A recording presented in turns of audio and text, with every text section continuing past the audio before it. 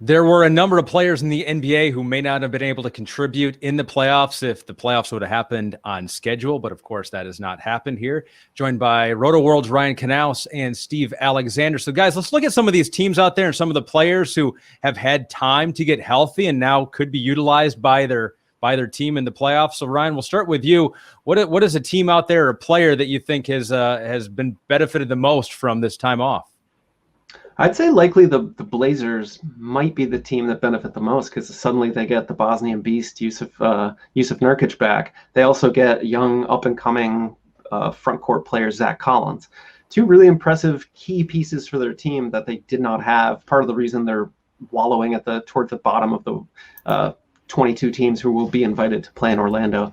But I think that gives them a huge boost. Nurkic proved last year he's more than just a rebounder and shot blocking presence. He's a pretty good offensive facilitator. He can create his own buckets.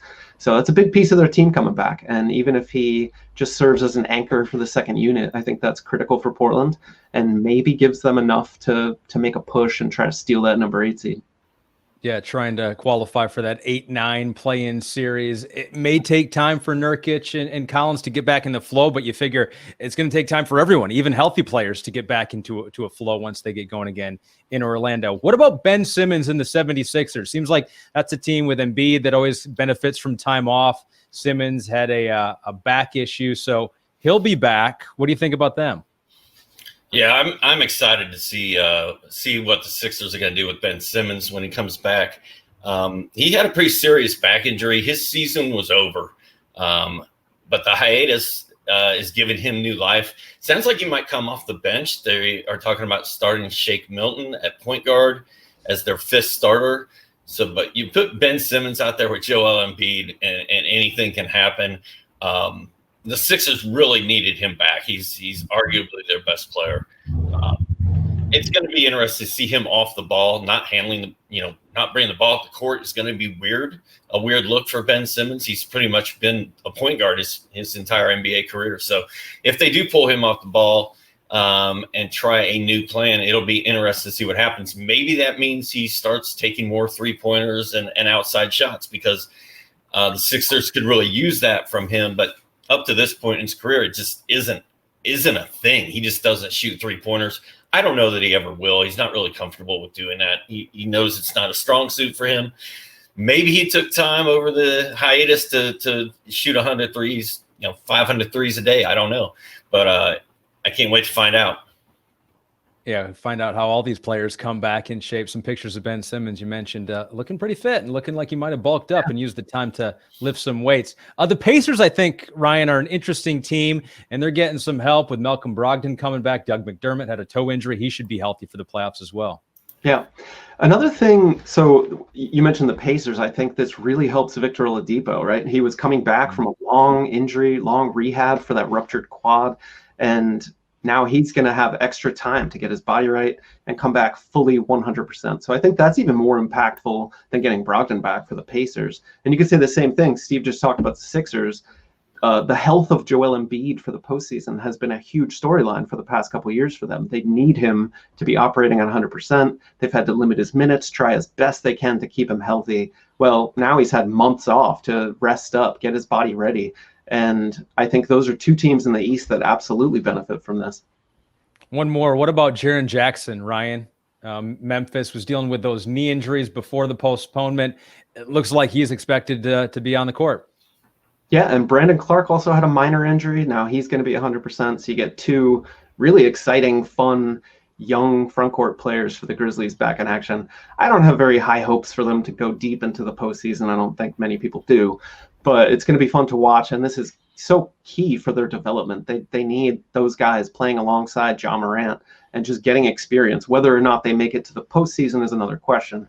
But just to even have a handful, 8 regular season games, get back in the gym with their coaches, with the trainers, and take the next step in their career. Valuable building for the future there. So it's one thing, Steve, getting healthy and being on the court. It's another thing being in shape, and that's something that affects all the players that will go there into Orlando. You guys mentioned before that some of these players had to be quarantined at home like the rest of us and could not work out and were dribbling on the roof. Steve, how do you think these players are doing physically right now? And do you think they're going to be in shape by the time the season begins? I think it's going to run the gamut. I think there's some guys that are going to come back and be maybe as healthy as they've ever been in their entire career, as in shape as they've ever been. All this time off has really allowed a lot of injuries to heal. And, guys talk about they don't want to play hurt, but they're always hurt. Like something is always ailing an NBA player, especially when we were shutting it down in March. Like everybody was banged up, literally every player.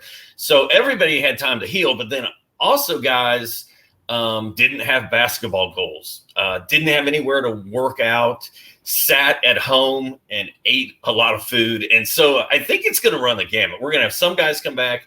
We've seen pictures of Nikola Jokic looking super fit and super lean, maybe almost too skinny if you look at some pictures. But, he's going to come back in incredible shape. And Mike Malone is fired up about Jokic. He called him a mean, lean fighting machine out there walking the streets. So, it's going to be cool to see him come back. But then we don't know, how many of these guys were eating Big Macs and quarter pounders and just kind of sitting around watching movies and getting fat. I'm really excited to see what these guys' bodies look like when they come back. Yeah, or making their own sourdough bread like the rest of us, which is not the healthiest thing out there. So Ryan, what do you think about conditioning in these players going into the bubble in Florida? I'm with Steve. I mean, a huge concern is, are these guys going to put themselves at greater risk of injury? They have not played in months. They haven't had, as Steve said, a lot of them don't have access to basketball hoops. They haven't had access to training facilities until recently. I think the Spurs were the final team to open up their training facility. But even then, it's one-on-one workouts. They haven't been able to have contact drills with teammates. It's just a totally different experience. And I agree with Steve. I think it will run the gamut. And I think there's an advantage for veterans who have had the benefit of the experience of off seasons where they know, okay, I can't let myself just, go to seed for a couple months and then expect to get it back like that. So some of these young guys, maybe without the benefit of that knowledge, without constantly having to show up at the training facility, work out, get in your reps, will they come out of shape? I'm sure a lot of them will. And it's going to be pretty obvious when they step on the court. So, unprecedented times. We don't really know, but a couple good reports. Steve mentioned Nikola Jokic. The Raptors said that Marc Gasol and Kyle Lowry are both looking pretty slim and trim and fit. But again, we're talking veterans, guys who've been there. I'm sure there will be a couple rookies and sophomores who come back just out of shape. We got another competitive advantage, being able to keep yourself in shape during a quarantine. All these skills NBA players need, and it's a few more here in 2020. Guys, appreciate it. Thank you.